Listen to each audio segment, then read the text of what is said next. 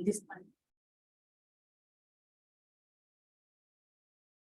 So my name is Tibi Dokas. I am a tech policy analyst at Tech Hive Advisory, and I'll be co-moderating this event with Daniel.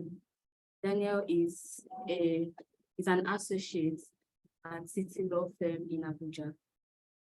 So this event is organized in commemoration of World Intellectual Property Day, which comes up tomorrow.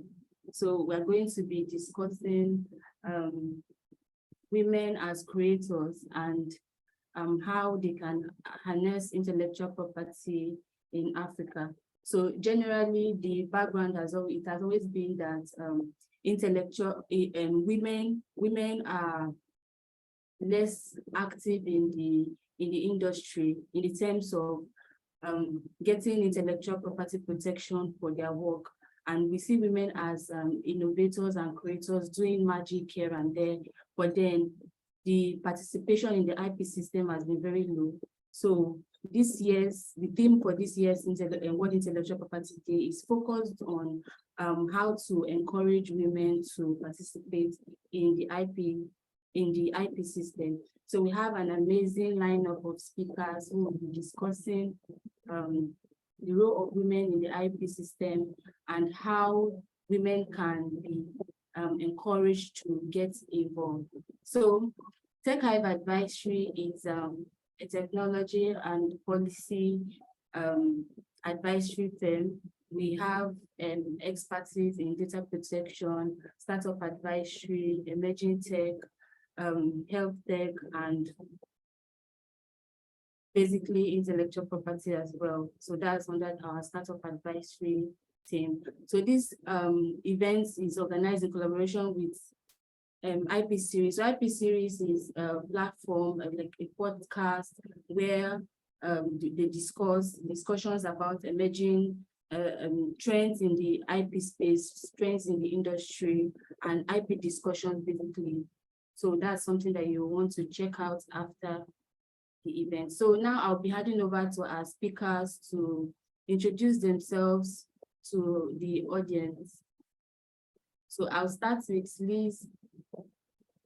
Hi, Liz, welcome.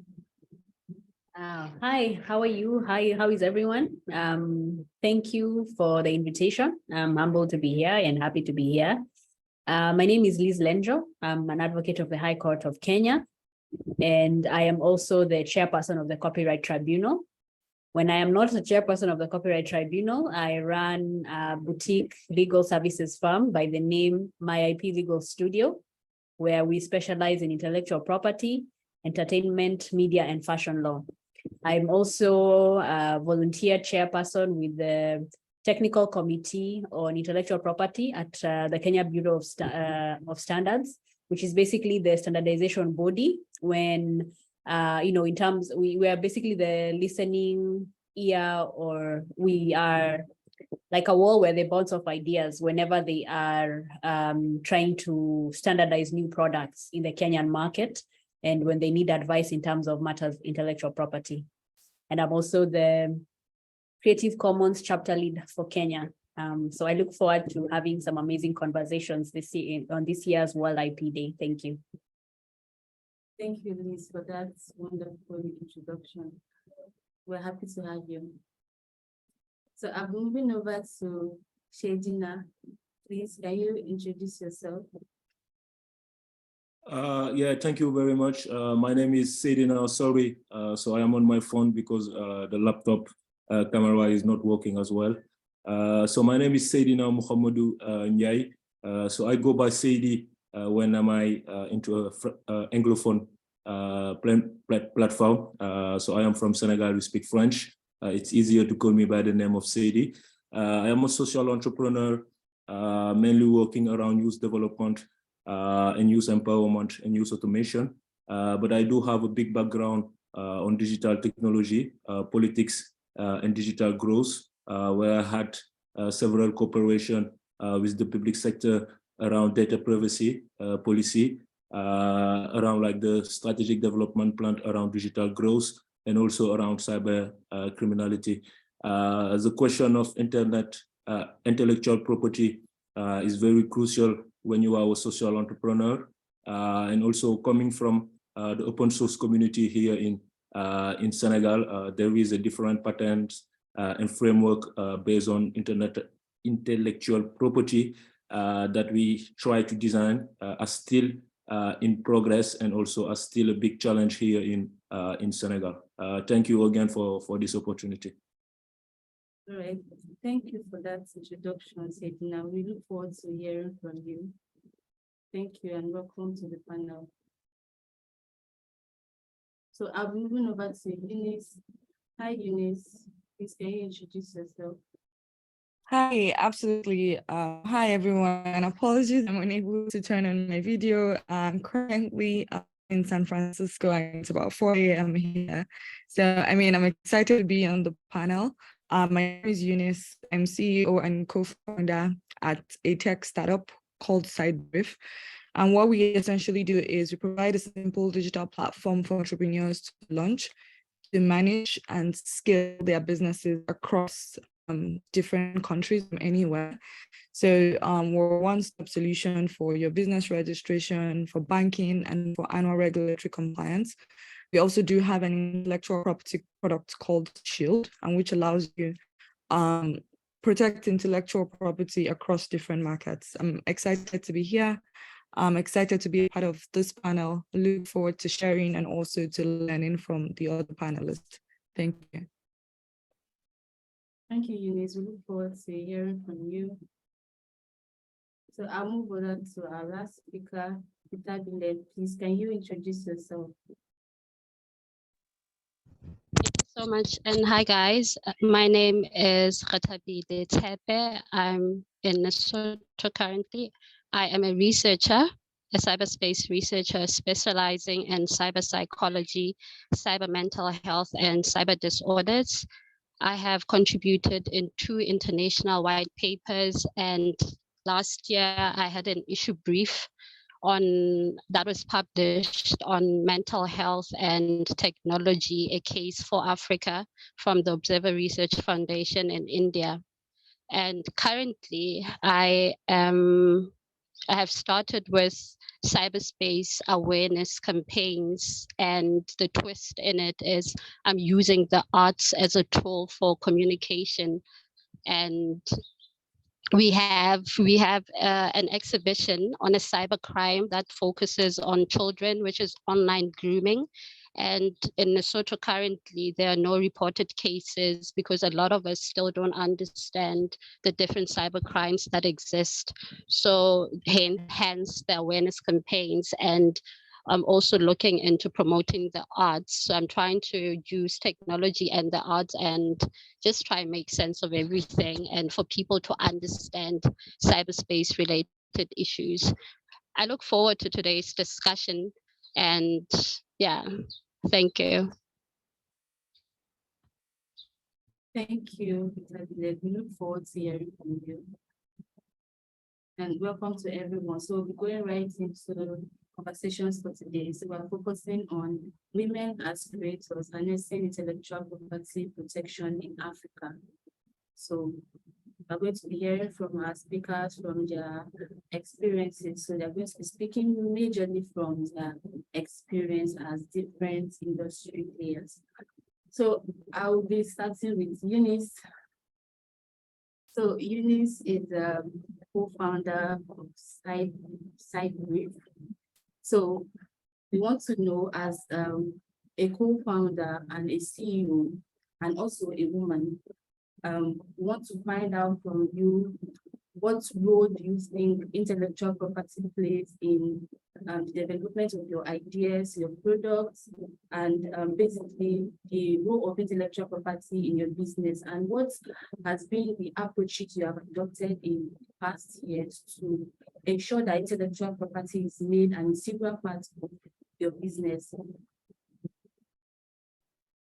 Right. Thank you so much for the question, and happy to, take a shot. So yeah, like you rightly mentioned, for us, intellectual property is a critical component of our business. And I would say, for most business, especially if they're tech businesses or tech-enabled businesses, where innovation and creativity are literally at the forefront of our product development. It's really a big deal for us. And as a founder, and I believe, and obviously having a legal background too, I believe that protecting our intellectual property is really essential and really very important for our company's continued growth, right? One approach that we've taken is to prioritize intellectual property from the very start. So when we started out at SideBreath, it was very important for us that we knew what we wanted to trademark. We knew the intellectual property framework in the regions that we're currently operating and those that we intended to expand to. So we kind of like had like, you know what, we're going to be protecting our trademarks and all that things that other intellectual properties that are important to our business. And obviously because trademarks are territorial, apart from a couple of Francophone countries that are under the same framework, we highlighted the markets we wanted to protect our intellectual property in, and we went ahead and registered those with the appropriate bodies, right? So to be honest, I think it's really important, right? We do have also a team of internal people who are constantly monitoring our trademarks in the jurisdictions they are registered for potential infringements and any of those things. But literally, it's a really important part of our business, especially as a tech company. And I mean, we've literally prioritized this and made it an integral part of our business. Yeah. Okay, that's a very nice perspective from Eunice. Thank you for that response. I'm handing over to Daniel to drop the next question. Thank you so much, Dorcas. Thank you so much, Dorcas. The next question we have is for Liz. Liz is the chairperson of the Kenya Copyright Tribunal and also the founder of MyIP Legal Studio. So, Liz, we want your perspective on this question, and I think it is an exact one. Your experience as an IP expert who has handled legal projects from jurisdictions within and outside Africa. What can you say is the benefit of IP protection for businesses in Africa? And what do you think is the reason for the low participation of women in the IP system? And how can women be encouraged to participate in the IP system and harness the benefits of their business? Like a multi-question, complex question. I don't know if you want to take it again. Yes, I got it down. So it's a good question. It's a very pertinent question when we're talking about the growth of businesses from a local perspective to an international to a continental perspective and the participation of women. And I think, in terms of benefits, and intellectual property has been an underdog in the business space in Africa generally. And unfortunately, it's also been, there's a blame we have to bear as lawyers as well. We've seen where lawyers really underplay the value of intellectual property. Some of them will, categorize it as this subset of commercial law. So you find most of the time they don't pay much attention. However, when you look at even just the global trends, some of the greatest and biggest companies are what they are because of intellectual property. Yeah, they are very deliberate in how they secure their intellectual property assets, in how they interact with these assets that they create. So you find that they are very deliberate, and it's always interesting when you look at some of the trends and comments on social media.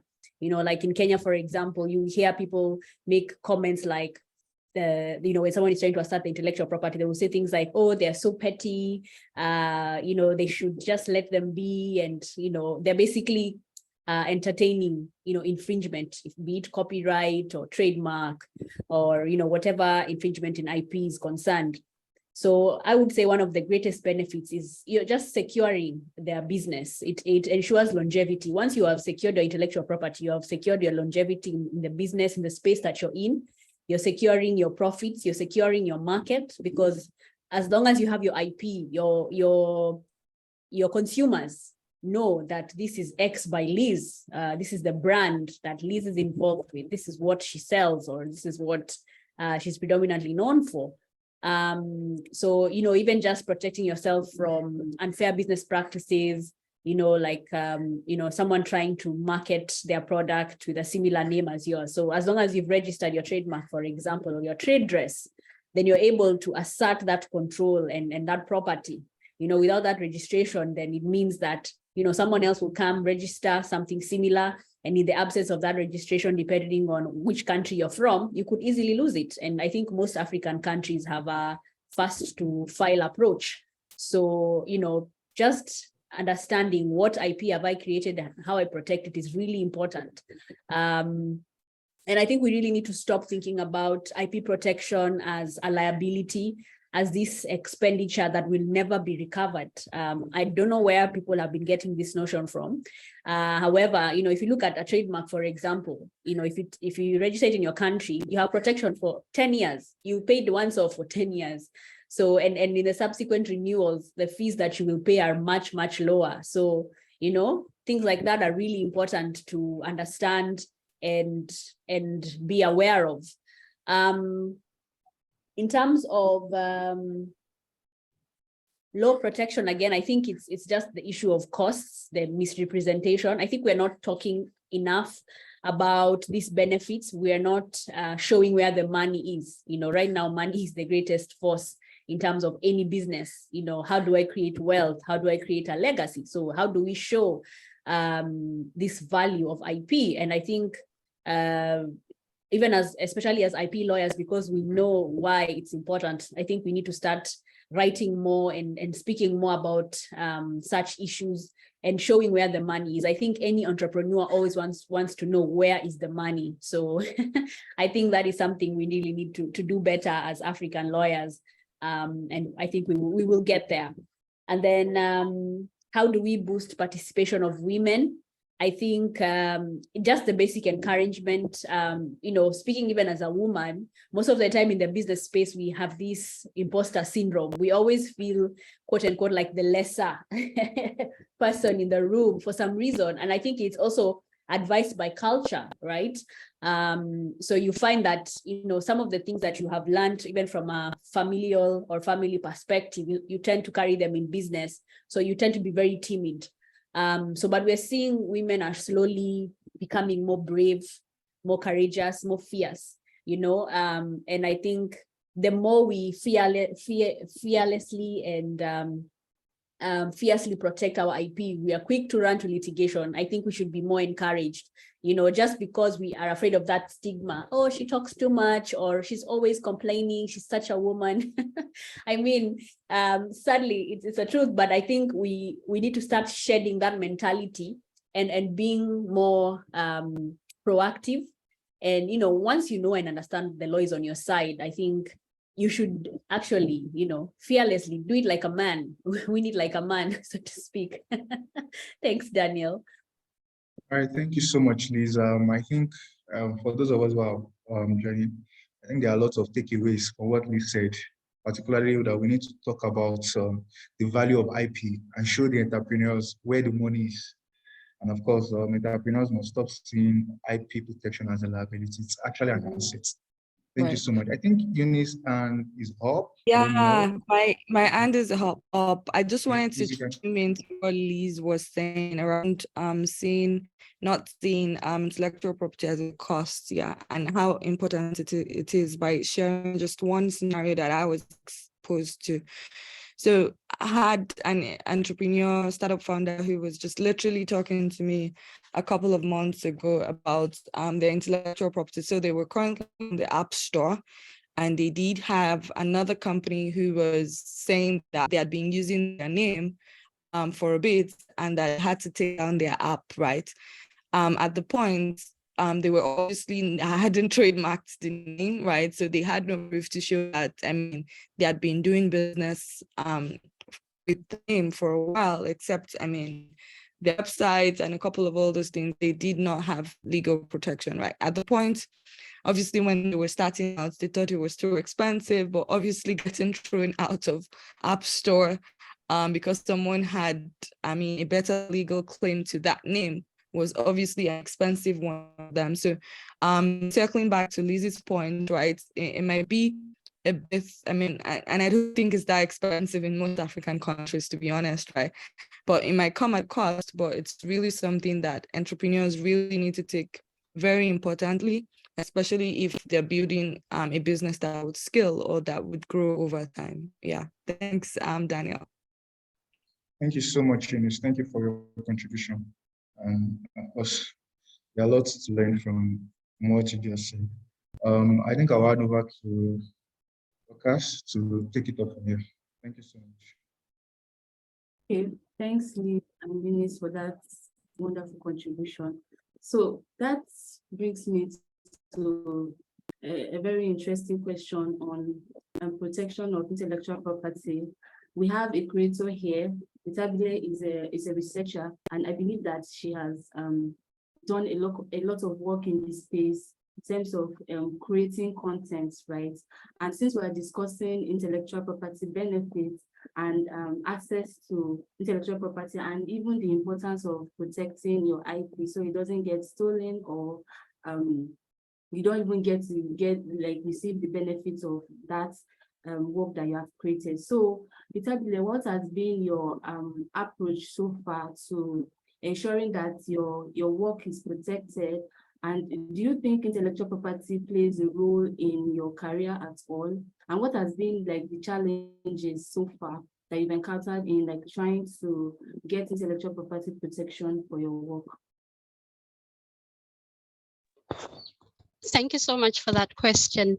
Okay, I think for me it's a bit different, and I look at it from quite a number of perspectives. Number one, with the think tank that I'm a researcher for, and with the 2 white papers I contributed in, it's always, even in the contract that I've signed with them, is the work that we do together, the work whereby I contribute or whereby I write, the work, the published work is there, it's the foundation's property. Do you understand? So I try not to look at it from a negative point of view, because what it means is my work out, or I will always have a point of reference for my work. It's never going to die. It's never going to get deleted. I have that footprint for life because I'm associated with the think tank. And even if I wasn't, I can still reference that these 2 white papers can be found at the foundation, you know. And looking at how I worked with last year when I was asked to write an issue brief on mental health and technology, it was still the same case.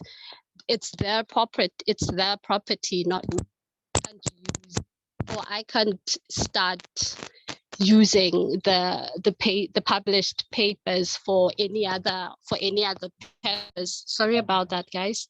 For any other purpose. And I feel like it's an advantage for me, because it means that I don't have to stress a lot about it. And 2 weeks ago, a friend of mine, a journalist friend of mine, was like, "Hey, Tabby, why don't you register? Why don't you trademark? Why don't you?" No, she was like, "Why don't you open a blog or start a blog?" And then I was like, okay, I've thought about it before, but okay, it's fine. And then she was like, just go to the law office and find out how you can protect your work. And then the following day, I went to the law office. And when I got there, I asked that, can they just tell me, I want to start a blog and I want to protect my writing. And then this is where the trademark came up. And then I was like, I don't know why I always decide, I've always decided, or I've always said that if I trademark anything, it's going to be my name. So I asked that, is it possible to can I trademark my name? Because my work, I can't separate my writing with myself, you know, it's one and the same thing. So, and that's what I'm going to do this week. I'm going to trademark for the blog that I'm going to create, so that everything that I write, no one can use. And I'm just not sure with how the trademark laws work in South Africa, because I'd also want my work to be protected that in South Africa, because I'm also a South African and I study there. So I think it's just a matter of finding out how that is going to work. But in research and academia, I think the best part of it is you will always have reference to your work. And I think it's just because I try not to look at this particular thing in a negative way, because it's reference, it's there. And I think that's a bonus for me, as well as the work I do as a researcher. Thank you. Okay, thank you so much for that wonderful perspective. Like, it draws more attention to the importance of intellectual property and why we should even consider protecting our intellectual property. Like she said, she is going to trademark her name, and we all know that that's a very important move, because her work is associated with her. So if she does a research, like, this work is coming from this person, and then that heightens the importance of intellectual property in this respect. And there's no way that someone is going to reap the benefits of that. So thank you so much, Davile, for that contribution. Okay, Liz, you want to say something? Yes, let me say something. I think one of the greatest things about such webinars is also to help correct some of the, forgive my lack of a better term, some of the bad manners that is happening in the IP space. As an entrepreneur, remember I earlier said that for some reason we always imagine or believe that seeking the services of a professional is a liability, right? The example that our speaker just gave just showed some of the dangerous terrain that we walk in terms of identifying the role of an IP office vis-a-vis a professional like an IP lawyer to assist. Now, the truth be told that most of the time our IP offices are equipped with individuals who have basic information, yeah? They have interacted with the subject matter in the IP office to the extent in which their designation extends, all right? So which means if I decided to go straight to an IP office for legal advice, I will only get it to the extent in which they have been exposed to, which then means that my business is also exposed in terms of to what extent am I well protected. So unfortunately, in this instance, they have not explained to our researcher, because I can't pronounce her name well, and I love that accent and how she pronounces her name so well. They have not explained to her the difference between a copyright and a trademark to begin with, so that then she understands that as a researcher, I have, first of all, my initial asset is the copyright in the articles that I write. So which means that she is better off going to a copyright office to confirm, or to better still, an IP lawyer who will give a wholesome approach. But it would mean that she's looking at copyright. What does it take to protect copyright in South Africa? Is registration of copyright a must? So for example, with copyright for the longest time, it's always been protected automatically the minute it moves from an idea to an expression, right? So if it's a book or an article, the minute I write it, it's automatically protected. However, we have seen eventually over time, registration has been a conversation in terms of protection. So in some countries, you will find that it's expressed in their Copyright Act that for you to be able to successfully sue for a copyright infringement case, a registration must also follow once you create your work. For example, in some other jurisdictions, all you need is just enough evidence to show that I am the creator of the work and an infringement happened. And then now the issue of trademark comes in terms of how are you branding, say, for example, your publication or your blog, being informed about some of the pitfalls of having trading in your name, for example. And then the pitfalls can be very many, and they start from just how you register the business. If I'm going to register as a business name, for example, then it means that myself and the business are one and the same. In the event that I'm going to be sued for anything, I'm going to be personally liable as the business and as myself, because it's a business name. If there are any debts, they will come after my assets because it's a business name. If it's a company, then it's a separate person from my business. So, understanding that becomes really important, because then it advances the second conversation. How am I protecting my brand? If I decided to name it Liz Lenjo, for example, and I'm in a business where eventually I may seek investors, for example, that means I have turned myself into a product. I turned myself into a product. It means, what if tomorrow I want to leave this company or joint venture and start on my own? Have we seen and have we examined the past trends where we have seen people, renowned people and figures who have traded in their names? They were pushed out of a company and they could not start from scratch because they could not use a name. They couldn't even say simply, I don't know, Digest by Liz Lenjo, because Liz Lenjo was a trademark. It was assigned and transferred in a company, and now I'm basically a shell. Yeah. So I think it's always really important to be very pragmatic and practical. Yes, it will be an ouch in the pocket in the beginning, but we're looking at the long term. Where is the money? How am I making the money? How am I securing the money? And how am I securing my legacy? So it's really important to get the right advice. And I caution those who are here and, to basically know that it's very risky to get legal advice from an IP office. Half the time when the damage is done, it's usually too late even for an IP practitioner to help you get out of that situation, right? So I think, in a nutshell, it's better, you're better off finding an intellectual property lawyer to assist you. How do you find this IP lawyer? Talk to your friends, go online, research and find out in South Africa who are some of the best IP lawyers.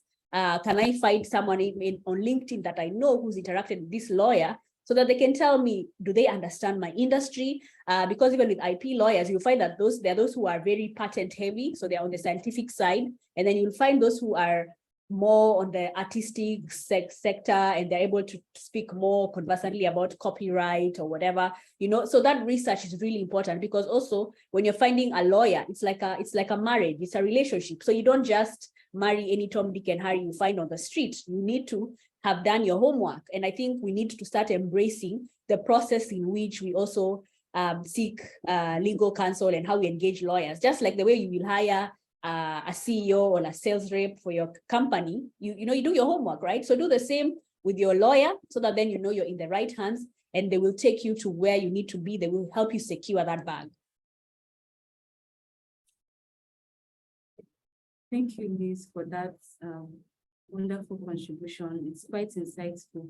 And we believe that creating awareness for creators is very important, because not all creators are aware of the intellectual property rights that are available to them, which ones to go for, and then which ones not to go for. So we're going to come back to that discussion much later. We're going to be discussing the laws that creators should look out for, and then what's your advice should be for creators who are unaware of intellectual property rights or the benefits at all. So thank you. Okay, thank you so much, Liz. Thank you so much, Dorcas. Said, I think I have a question for you. You're a social entrepreneur, and I would love to also call you a social political actor. I think I came across one of your writings. Very, very brilliant. And I believe you engage in creation of applications that solve community problems, and you're passionate about youth development. So now I would like to ask you, what do you think are the approaches, or should I use the word best approaches, that can be taken to promote female inclusion in IP system, and how can they, what can they do to prevent IP thefts and low return on their investments? Sorry, I don't know if you heard me. Yes, I do. Thank you very much. It's a big question. I'm not sure if I have the real answer. So what I do know when it's come to intellectual property, based also on my journey and on my background. So that's the reason why I emphasize the open source community where I belong in the beginning of my journey as a civil servant. So into like the open source framework, at that time, if you want to democratize the access of technology, you need to set up, as we just mentioned, a contextualized framework for people to take the ownership. And also, in order to inspire more people, you are not focused on being the owner of the product, but like how can we do replication of the product? So it's literally a critical and an ethical question. Am I going only to focus on my personal achievement, or where we are actually in terms of progress, should we just democratize it by setting a label of open source tools? So the open source tool is, it's a tools that everybody can use as soon as you mention the copywriting, who's the owner, and also you cannot sell it because at that time, Africa is a very poor country. And if you want to democratize the access of technology, we need to create technology for people in popular and rural area so they can have access. So if the technology is very expensive, it is going to be difficult to have inclusion because I think like the people into like the popular and the rural area, they are having income issues. So this was one of the first patterns that we set up in order to promote creation for the better ownership and for replicability framework in order to have big democratization of access of the technology as a community-based organizing tools or as a community-based organizing activities. So this was one of the first example. The second example, because we are working into social entrepreneurship, mainly focused on social venture and development, which can be local development or big cooperation partnership. We need also to understand what kind of collaboration and where intellectual property intervene. One of the issues that we had in our work is because we do a lot of work with like foreign aids people, sometimes they think because they are the one, so I am not into a for-profit segment. So because we are into a non-profit segment and you make collaboration with like big donors, they think they are the owner of the product. And so they take all the ownership of the creation part, of the operation part, and of the evaluation part, because they see you as a prestation. They give you money for you to be like the operational part of the project. But once they do the reporting of the project, they take all the credit because sometimes they did not mention there is a grassroots local organization who intervene. So that's how we set up another innovation pattern in terms of the ownership of any innovation framework that we have designed. Also, it is very important in terms of international knowledge because the other issues is I am not trying to be caricatural, but generally African contextual knowledge is not well recognized into a global context. And for us, setting up a framework in terms of intellectual property to empower and to emphasize how knowledge, it was very critical, specifically in the non-profit segment. This is where actually we have created a big federation of youth-led and youth-driven organization in order to promote how knowledge and intellectual property based on that structure. Like how we structure ourselves also is very important in terms of intellectual property because having a big federation will succeed to create a big framework of partnership where our local expertise can be emphasized through intellectual property, because everything we're going to do is going to be labeled based on the organization. And as a founder, we don't have any issue around intellectual property. Those are the two outputs that I can emphasize.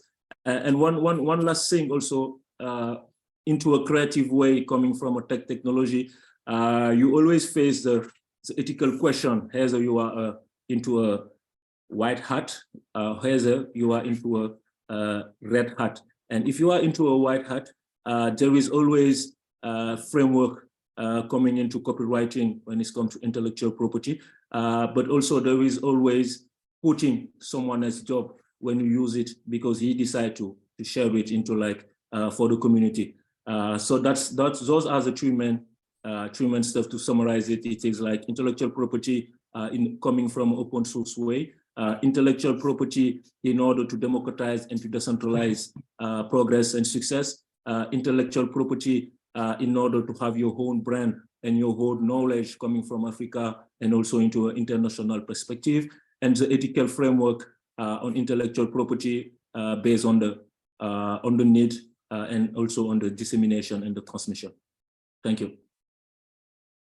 Thank you so much, Said, for that insightful contribution. Very, very insightful. I'll proceed to Eunice. I think your hand is up, but still, but I have a question for you, and I would love to have your perspective. You shared with us a particular company that lost their product due to their failure to protect their intellectual property. Let me ask you, let's come home to Africa. Do you think intellectual property is important to Africa's economic growth? Will it stimulate Africa's economic growth? And then why?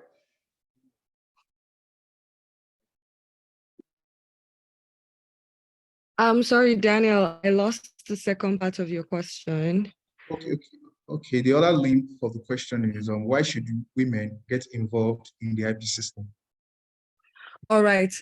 Yeah, so I mean, to your question, yes, I believe that, I mean, IP is crucial to Africa's economic growth, right? The protection of intellectual property provides incentive for innovation and creativity.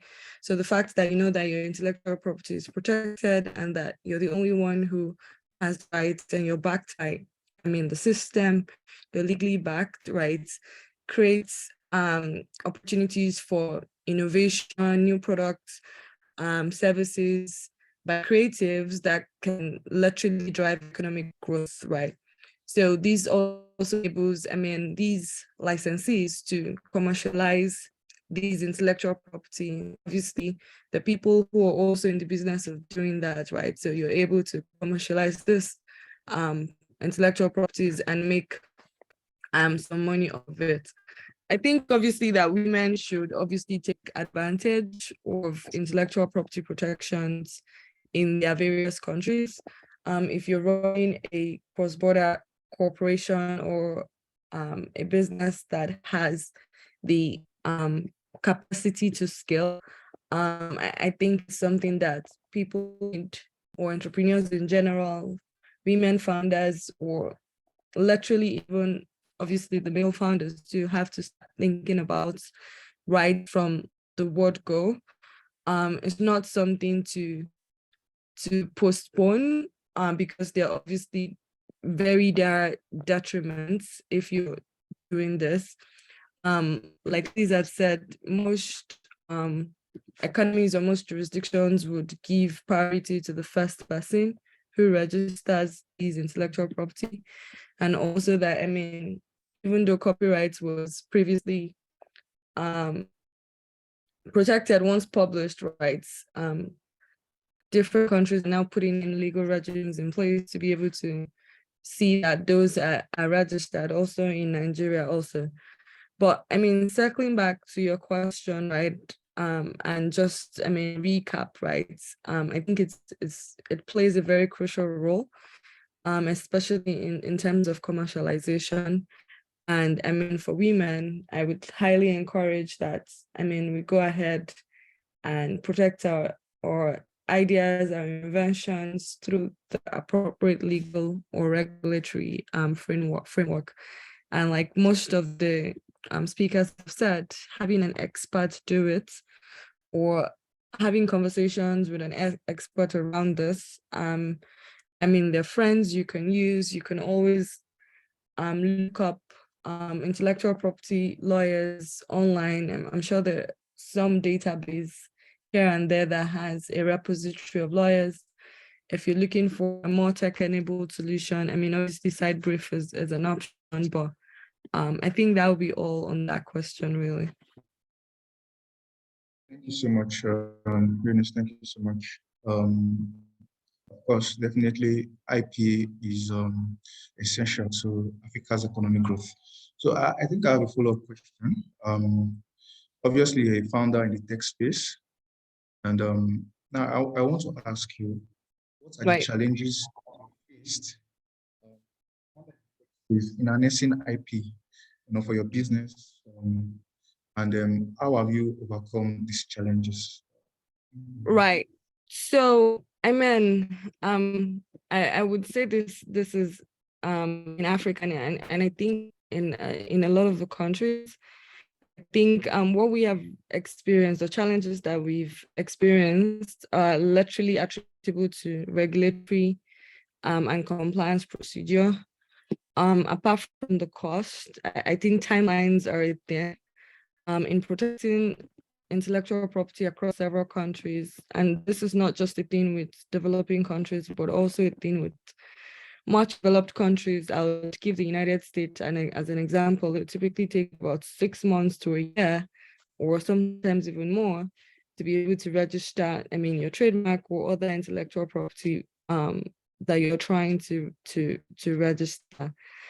So it's literally regulatory procedures that has been a challenge, right? So I think if the relevant regulatory authorities could somewhat use technology in terms of upscaling their processes, a lot of these procedures for these intellectual property protection are still manual in a lot of countries in Africa. So that has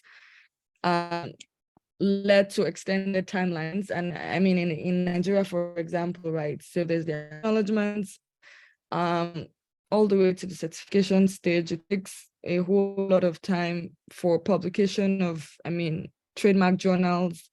Sometimes take years. Sometimes it takes a whole lot more to have your certificates published, or your certificates issued to you rather. And we've seen a situation where lawyers would literally have to use their own money or pay at the registry to be able to get some of these documents or out. So, I would say regulatory challenges apart from cost challenges, cross-border, right? When you're a foreigner trying to register in a new African country, that can also obviously be more expensive for foreigners versus locals. I would say that unifying that, pricing in some sort of way, obviously for fellow African founders or companies, would also go a long way in encouraging these founders or entrepreneurs to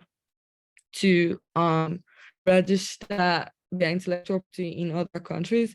I would say that, Francophone Africa, as some countries, and maybe Sadina would have more perspective on this, have kind of like unified the framework. So if an intellectual property is protected or is registered in one Francophone country, there are a number of member countries that are also protected by these singular framework or registration. I think initiatives like that would also go a long way in ensuring that we don't face a lot of bureaucracies.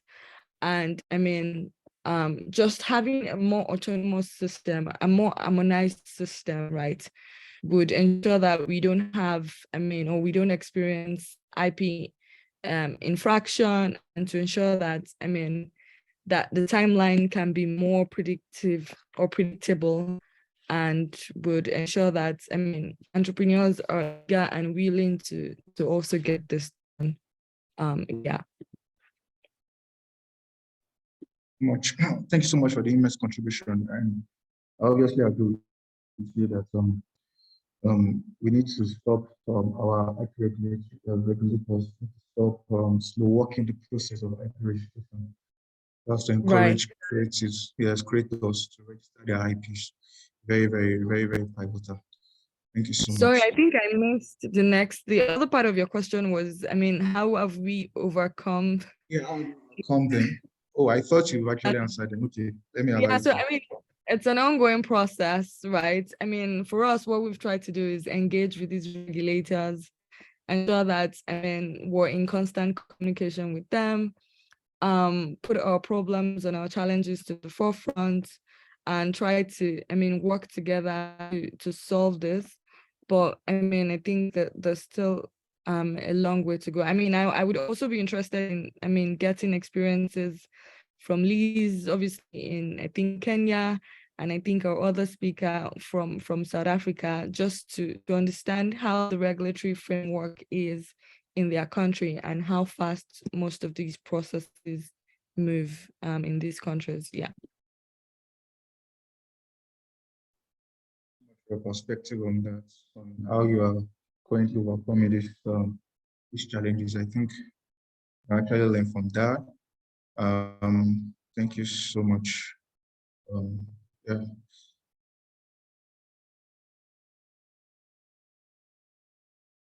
Okay, so thanks, Eunice, for that perspective. It's interesting to hear from a founder, a business owner, the challenges that they face in getting intellectual property protection for their businesses. So it's good that we have an IP expert here. So I would like Liz to tell us basically, as an IP expert, you must have advised business owners on the relevance of intellectual property, what to do, what not to do in order to protect their work. So what laws do you think creatives should look out for and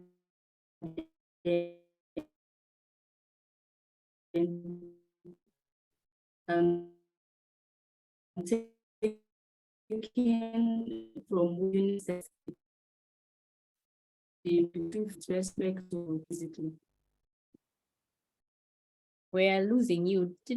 Daniel, did you hear her? You're muted.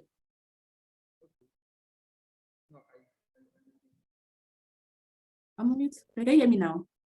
Yeah, now I can hear you. At some point you were disappearing. You are on and off, on and off. Please repeat that. Okay, I apologize for that. So I was saying, we heard from Eunice as a business owner and a founder, and she has said one of the challenges that business owners generally face in Nigeria is the regulatory framework for intellectual property protection and basically the bottlenecks that they have to go through the procedure for obtaining intellectual property protection for their business in Nigeria. So I wanted to hear from you your perspective on this. What is the regulatory framework like in Kenya? And then what do you think business owners or IP owners should look out for in terms of the laws that govern intellectual property in Kenya or in Africa generally? By looking at IP laws generally, what laws do you think we should look out for, and how is the regulatory framework like in Kenya? Okay. So I think first and foremost, when we're looking at how the different regimes of IP operate, we sort of have a standard global approach. So for example, with trademarks, the standard procedure or period is usually about 6 months. An efficient system will grant you a trademark in 6 months, which means it's gone through the search process, and then there's feedback. Once you file a search, you get feedback from the office of the registrar through the examiner, and they tell you this name isn't available, or you may have to disclaim, or whatever the feedback you get. And then based on that, you proceed now and make an application, either based on the amendment that has been recommended or proceed as informed. And then after the application, there's the examination stage. And I think it's always prudent to remember that, there are so many other citizens or people who are also making those applications. So, just being cognizant that, even if we were to make it a machine process in terms of examination, I think there's a possibility of some errors, which means then there will be opportunities for more oppositions. This is where you find that you're either fighting a decision by the registrar because there was an error in the system. So maybe the automation of communication is what is really important, because, for example, here in Kenya, they still use the PO box, and I have an email address and I can get feedback in real time. Up to date, I don't understand how we still, have found the relevance of a PO box. So I don't know about Nigeria, but I think it's the same, because I've seen that happen with my clients' applications. And when Off Council will send me feedback, they had to go to the post office box or call the IP office for at least an advance copy. It's very interesting. That's one thing I think as African we need to reform for a fact. So, but when you look at just that process, the examination, process, depending on how complex or similar the mark is, you find that 2 examiners will have to play tag team for them to give a balanced response, right? Then after that, now the mark will proceed to advertisement, which is 60 days. It takes 60 days to advertise a mark, waiting for an opposition. If there is no opposition, then it proceeds to registration. So you can see already that process. You need time. So, but an effective system would take 6 months. Being government, up to 9 months, that's an efficient system. 6 to 9 months is efficient. Anything after that is problematic. I think the one thing that stands in between the efficacy of this system is the automation of the responses. Most of these IP officers need to embrace technology and use our email addresses. Doesn't make sense that I put all this on record and then all you focus on is on the PO box, right? And then one person in the office, I write the letter, then I send it to Daniel, then Daniel gives it to the mailman, then, like unnecessary, right? So I think that's one thing we could definitely do better. And then hopefully eventually we'll get into a situation where we can now make these applications online. It's okay that they're going to be done manually, that's fine. But if it can be done automatically, that will lessen the burden. It will lessen, the queues at the IP office. For us in Kenya, thank goodness for M-Pesa. So immediately you go to the IP office and you lodge your application, you get your trademark application number, and that becomes the reference number of your mobile payment. Automatically you do the payment, you send the confirmation of the payment immediately, and a receipt is issued and the process begins. So, such automations have really been amazing, and hopefully other African countries will also borrow that, figure out better ways to make these payments. Then it's, less of a logistical nightmare, right? The issue of, in terms of focusing on what IP areas, IP is diverse. For those non-lawyers who are here, I'm sure you always hear people say, I want to patent an idea, which just shows that there is limited understanding of IP law. So, being in the space that you're in, you need to understand on the onset, IP is the general body of IP that helps identify how to protect this asset that you create, and how the process of creation, or the what you create or how you express it will be, is what will be examined to identify whether you need a patent, which is more on the scientific manufacturing side. And there's the issue of novelty and newness. The issue of inventive step becomes then important. And understanding that then that threshold, it's the highest form of protection. So it means in the whole world, there is no prior art for you to get this protection, for example. So you need to be aware of what law in your country, looks or provides for patents. And, in the body of IP law, we have industrial property and copyright. So patent falls under industrial property, and it's the highest form of protection. And then we have, most African countries have utility models. Americans refer to them as petty patents, which means it's an improvement to an existing patent. Again, understanding that and understanding the parameters in which the law allows you to commercialize, because nothing prevents you from reverse engineering an already registered product or a patent, because there's always that element of disclosure. That disclosure, when you create something and you're claiming you're the first one to create it, let the whole world see and confirm that truly Liz is the creator. So understanding that is a necessary step in a patent. So which means as an inventor, I can proceed and say, I like Liz's innovation, I can improve it. Fine, the law will allow to improve it, but the commercialization, as long as the patent is still valid, then I must seek a license from the patent holder. Otherwise, it's an infringement. Then, if you're in the design space, there's the industrial design protection that protects the aesthetics, the combination of colors and shapes, the figure that you create and whatnot. And even as you hear my explanation, you can see already you can have one product that has several protections, right? I have the patent or the utility model. Then there's a certain aspect of the design. The design is another asset to protect. And then, of course, now the branding, trademark. Yeah, the name that you give the brand. We have the Trademarks Act, which normally operates separate from the Industrial Property Act. So, and in my analysis, that's how most of the African countries have crafted their laws. So in the Industrial Property Act, you will find the provision for patents, industrial designs, utility models, And then for us in Kenya, we have what we call Technovations for those who invent in their workplace. How do you incentivize an employee to keep inventing? So for us, we have that. I don't know about other countries, but that's something even for you, anyone who gets into the Kenyan market and an employee ends up inventing something for you, there are certain obligations you'll have to ensure you comply with, even though under an employment arrangement, the IP created belongs to the employer. And then now we have the Copyright Act now protects the expression of ideas, artistic, literary works, musical works. For us, software, I think most countries also protect software and literary works because of the source code is literally, the combination of words, letters, numbers, shapes to create that effect. Sculpture, architecture, so there's copyright. And IP is also broader than that, depending on also the field that you're in. There are also unsung IP assets that we hardly ever speak about. For example, geographical indications. I mean, farming, for example. Kenya is known for coffee and tea.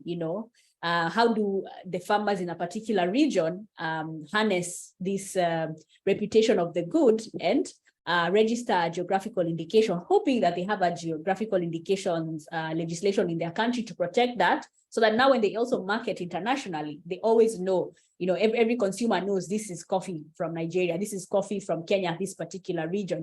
A good example is champagne, right? Champagne is from a particular country, a village in France called Champagne, and they have that exclusivity because there's a threshold in terms of taste, how the qualities of this product are identified with the area. Yeah, we have plant breeder rights. Again, you're in agriculture, you're creating new plant varieties. That's again another area of IP that is not normally talked about, but when we're talking about agriculture and intellectual property, it's also a big space. And then we have now the developing area of traditional knowledge and cultural expressions. This is the asserting of community rights. So again, as an inventor or an innovator or an entrepreneur, when you're creating some of these products, you ask yourself, does it belong to me or is it new? And how do I ensure then I get the necessary permissions first before I start commercializing and protect myself from any, legal liability? Am I going to be sued by a certain community because I took their communal property and commercialized it and passed it off as myself, or I distorted the integrity of this asset because maybe it has a certain sacred meaning or, something towards that as well, because, TK and TC is also very heavy on moral rights. So you can see the IP conversation can be really robust. So, and that's why it takes me back to the fact that an IP professional is always important, so that then you find someone who understands your space and has a basic understanding of your business to protect you from the beginning. When you get it right from a base level, then it means that you have a stronger, IP, you have stronger IP assets, you have a stronger strategy, and the longevity in your business is unshakable. It means your ability to expand. You can expand with confidence, yeah, because you have all these structures in place. When you don't have these structures in place, then you will find half the time you're also very skeptical in terms of your next move. You're like, am I sure? Should I? Am I protected? What will happen to me? Sort of thing. So, but in a nutshell, those would be the IP laws that one needs to be aware of when they are starting a business and developing products. Thank you so much, Liz. That was very insightful. I believe that every creator here has learned so much from that walkthrough. Thank you. For want of time, I was going to ask you to briefly tell us about your experience as the chairperson of the Copyright Tribunal in Kenya, briefly, because we're a bit behind time. So we want to find out if there are specific disputes relating to women that you have encountered, IP disputes that have come to you in your practice. I think, the nature of disputes that we have experienced or see, not just at the tribunal, we're yet to have disputes. So the tribunal is fairly young in terms of operationalization. We only just got, constituted a few months ago. and we're going through the process of developing regulations. And also, again, our mandate for the Copyright Tribunal at the moment is a little restricted, has a lot to do with dispute resolution between collective management organizations and the regulator, Kenya Copyright Board. It has some flexibility in terms of granting remuneration where musical works, unfortunately, only musical works where it's been used in a broadcast without authorization. So there's some things we're trying to clean up shop and hopefully get better legislation for that. But I think we are very lucky to already have a tribunal that is dedicated to copyright matters. So at the moment, all we're telling our Kenyans is that the easiest way to get access to the tribunal and the faster timelines is to submit a contract or a copyright dispute in a contract to the tribunal. Then it's much easier because the parties are willing to come before the copyright tribunal. Then it's much easier as we wait for the legislative development. So for those lawyers who are here, if you end up representing a client who's asserting some rights here in Kenya or starting a business here in Kenya, in your dispute resolution clause, matters copyright, you can submit them to the copyright tribunal. Within 60 days or so, you have a ruling or a judgment depending on the situation. So I think that's really amazing about that. But now when it comes to disputes, I can't really say that the disputes are have anything to do because they're just the general disputes that any of us would be subjected to. But I would mention this in terms of trends. When we see how women prosecute their intellectual property, they're always very timid, one. Two, they do the bare minimal in terms of research, in terms of even giving themselves a pep talk to see that they have a claim, they have a right.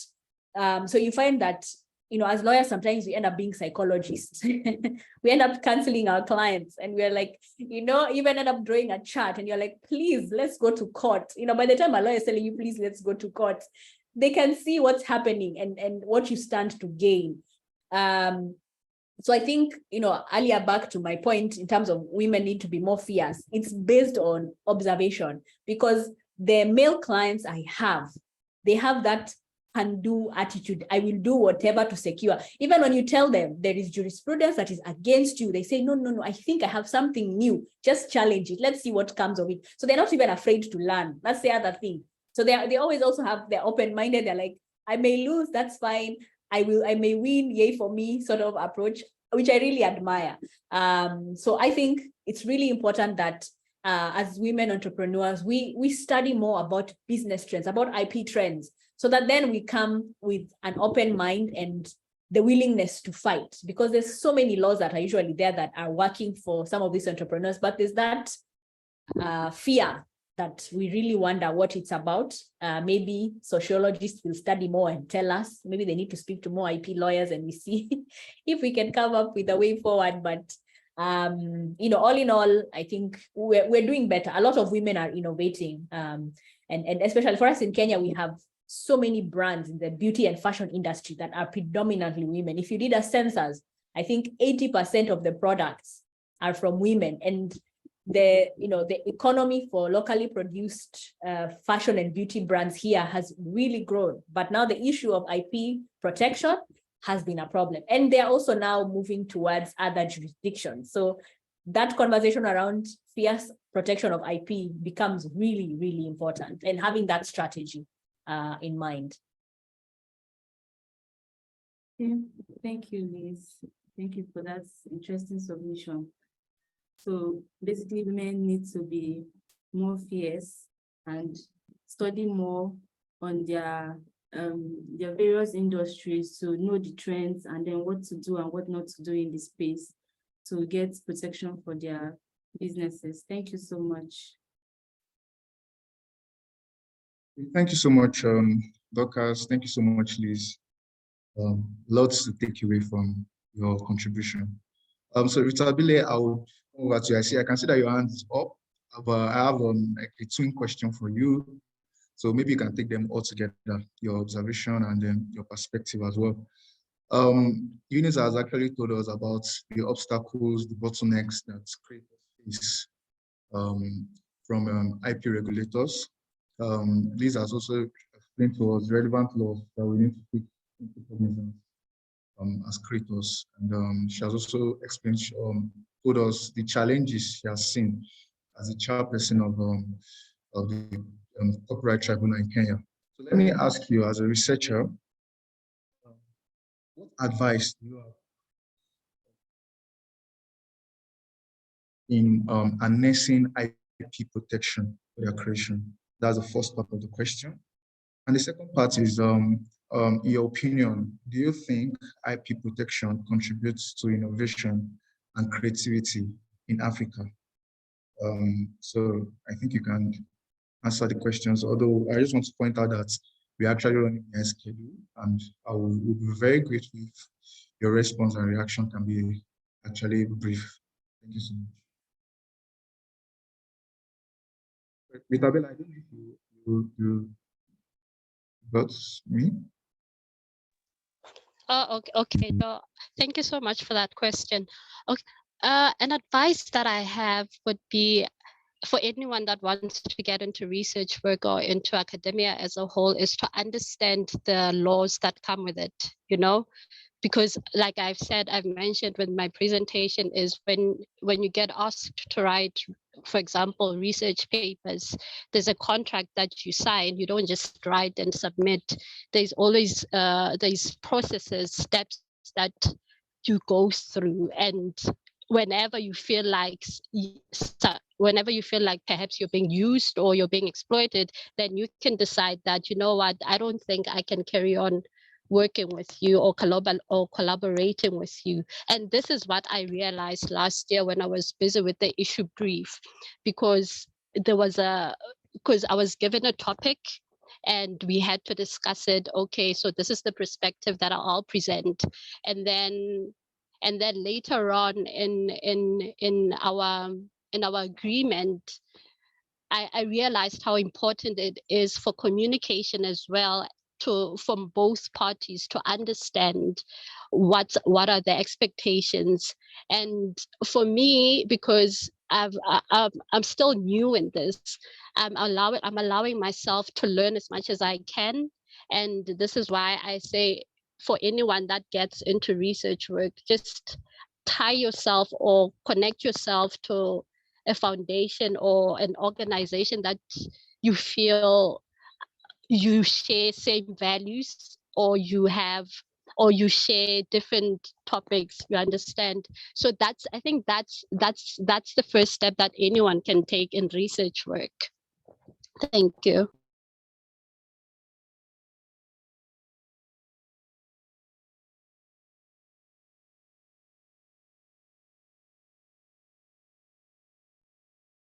You're muted, Daniel. I'm muted. Still with Tabella, very briefly, due to lack of time.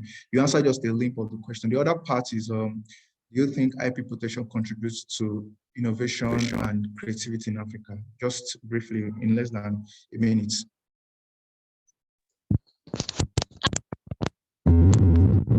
Sorry for that. Absolutely, it does. It contributes. And I feel like with all the speakers and with what Liz said, that we just need to understand the different types of intellectual property and know which one is best and suits business campaigns, because we are getting into a digital age, and protecting your work digitally online means that that's employment for you, that's employment for everyone, because this is now the part where you entertain or you propose earnings. So we need more awareness, and I think the challenge comes when we focus a lot on the negativity and we focus a lot on the negativity part of IP, because we don't have a lot of awareness campaigns in this conversation, so we really don't understand much. So we tend to conclude on just a few understanding we may be exposed to. Thank you. Okay. Thank you for that insight. So we're wrapping up. We have a question in the chat box. So I'm going to read out the question and any of the conversations have addressed the question in parts, but then I'm going to read out the question. So this person is asking for the challenges that needs to be considered when applying for trademark protection within the continent, and how subjective are the trademark examiners? What is the likelihood of the trademark actually being registered?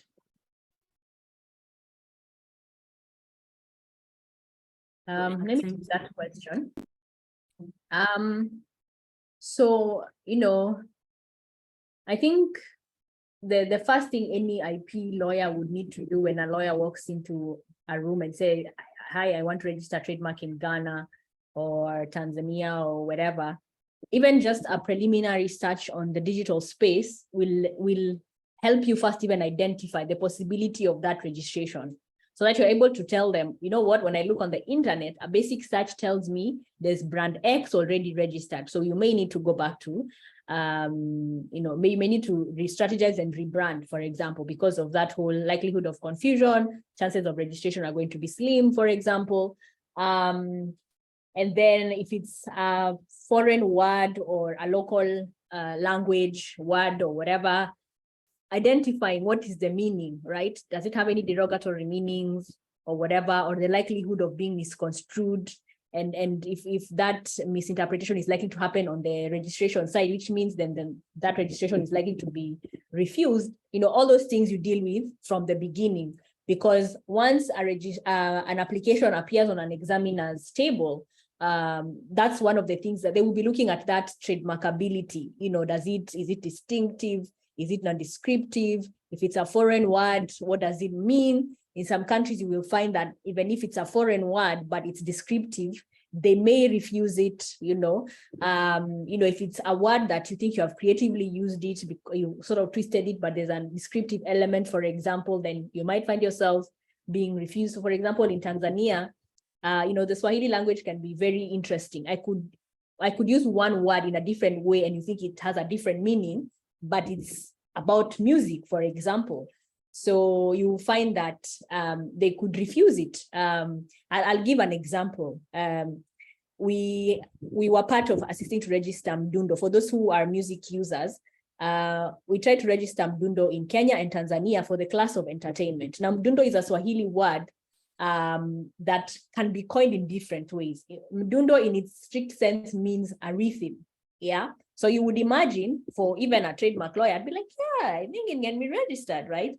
But on a linguistic perspective, it was found to be descriptive because it describes music, yeah? So particularly for that class, it failed because we're talking about music, we're talking about entertainment, and we were subsequently told we couldn't even disclaim, yeah?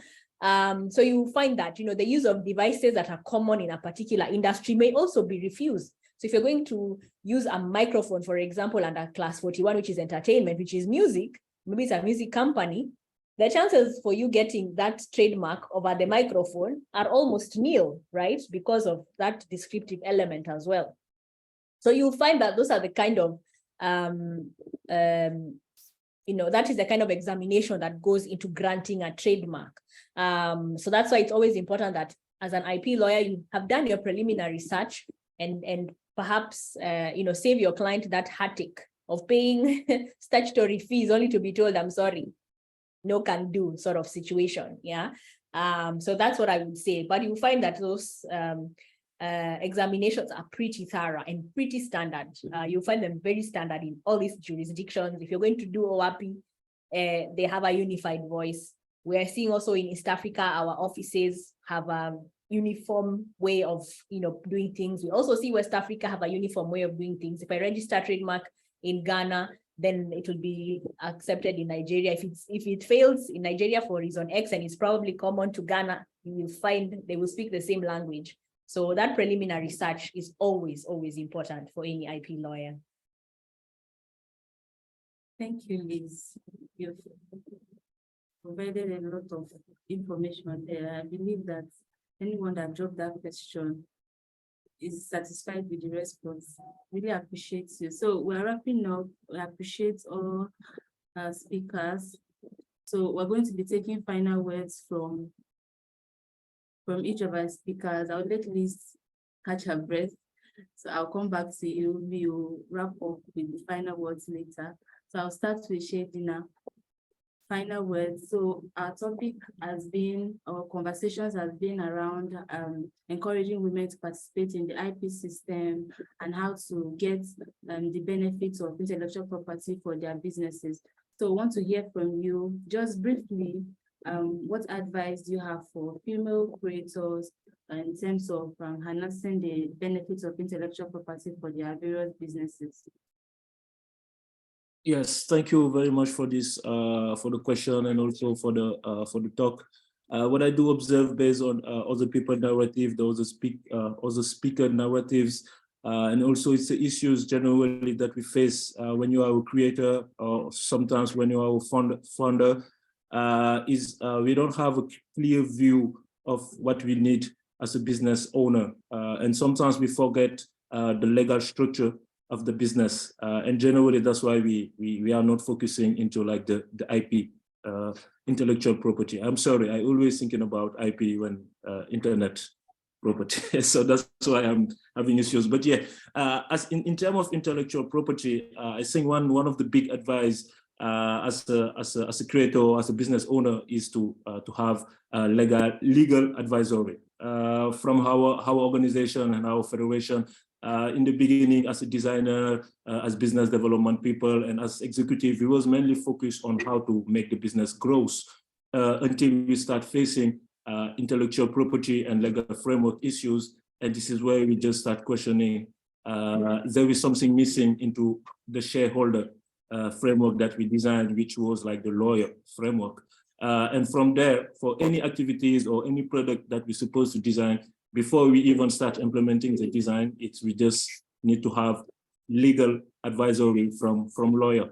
And generally, I think in Africa and in the ecosystem, it's something that people are missing. I think because it's due to the lack of money.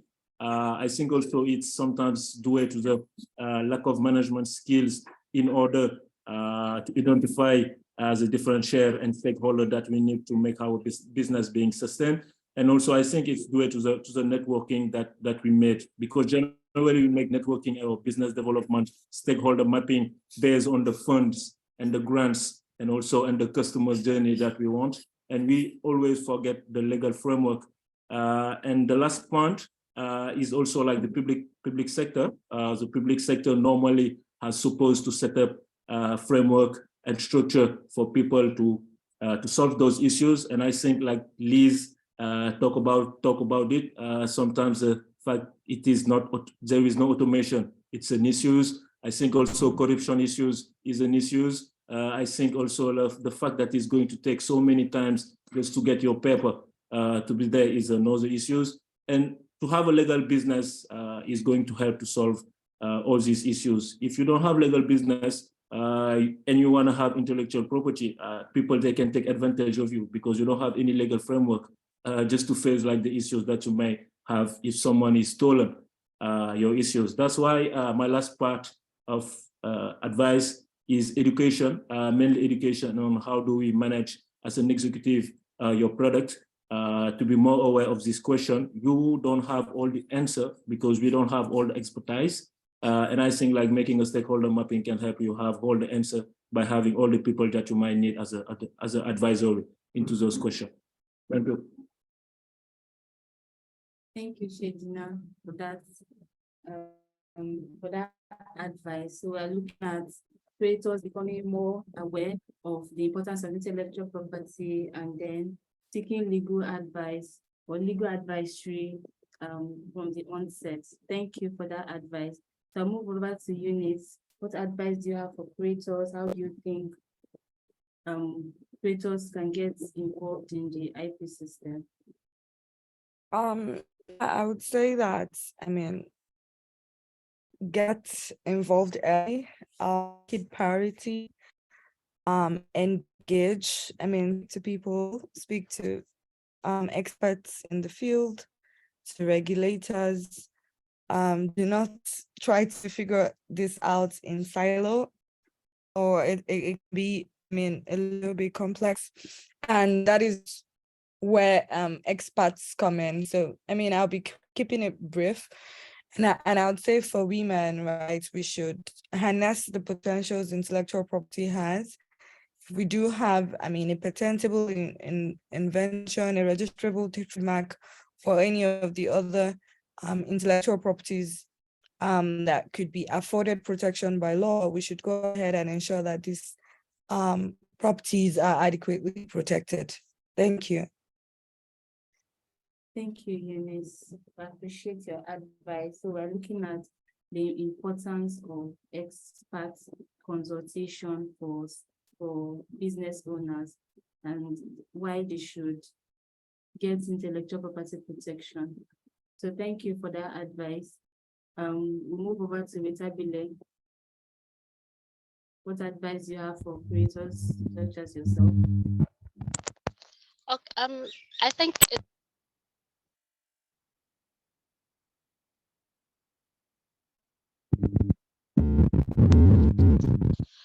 Sorry.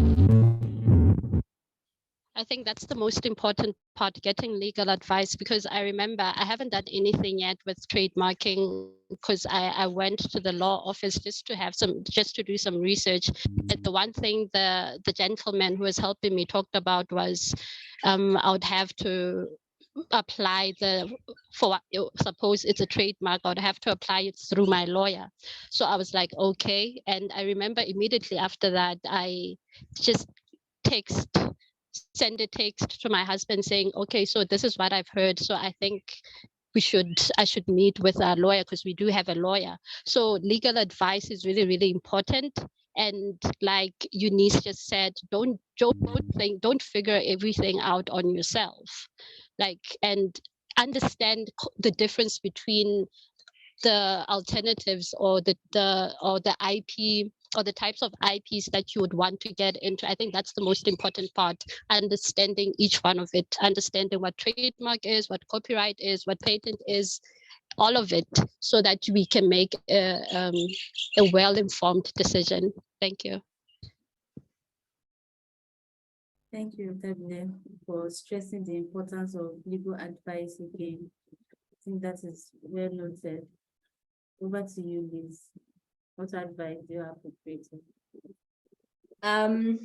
So I have, I'd advise the following. First, I'd advise that investors and, people with interest to invest in women-led enterprises and, organizations, because, some of the most remarkable innovations and inventions in the world have been led by women. So I think we have good grounds to believe in more women-led enterprises and entrepreneurship ventures.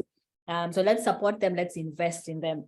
For the women entrepreneurs, I would say, take advantage of some of the affirmative action mechanisms, either legislative or social, in terms of, investing in your business. For example, in Kenya, we have a women's fund where you can access funding for your business.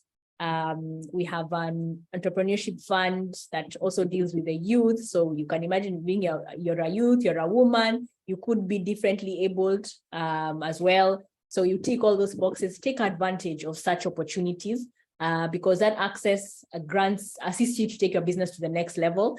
And again, prioritize legal. Some of these funding opportunities, when they look through some of the documentation, you will find that legal is the least touched topic or item of expenditure. People are ready to spend money on marketing, but what are you marketing if you've not secured your intellectual property? What are you marketing? You're basically that investment is likely to go down the drain. So have intellectual property as one of your expenditure items in terms of legal advice and registration of that. And then I would highly recommend that we invest in ourselves, go for these trainings, attend such webinars and learn more, learn something new.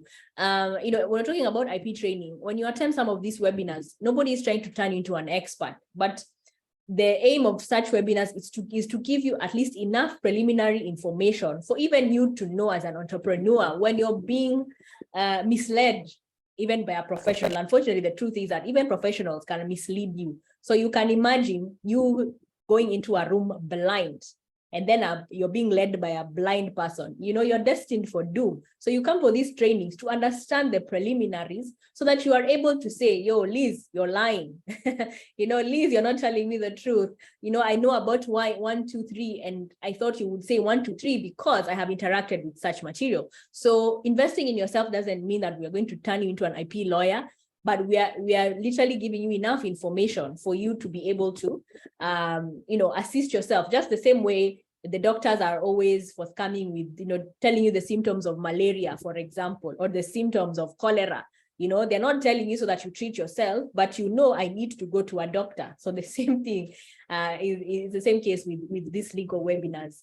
Thank you so much for the invitation. It was awesome. It was lovely. I hope we do it again. We need to have more conversations, maybe even have an IP series and talk about some of these different, you know, IP regimes. There's so much happening in the continent. You know, there's the AFCFTA conversation that's happening. And I think we need to have more Africans as well, African businesses being part of the conversation. Let's not just let it be to government. We're the ones who are on the ground doing business. You know, you're the one who is trying to expand to Ghana, to Tanzania, to Rwanda. You are, as an entrepreneur, should be the right person to be consulted so that we find out what are these African solutions we are seeking. What do they look like? So I think we hope to have more conversations. We'll keep having them. And for those who are here, let this not be your first webinar. Come to many, many more that will be organized. So thank you very much, the organizers. Thank you, Liz. I appreciate your contribution. Like, we've learned so much. Thank you.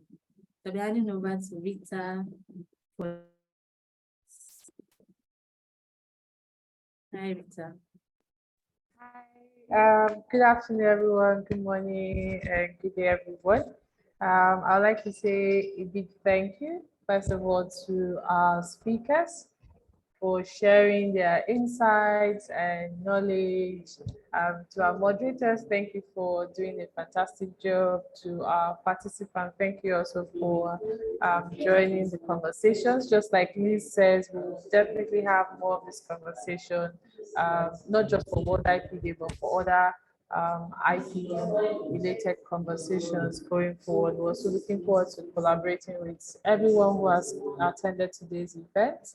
And to wrap up, I'll say happy World Intellectual Property Day, even though the theme for this year is Women and IP, but it's a yearly event that, you know, highlights certain sectors. But thank you once again, and to have a fantastic day, everyone.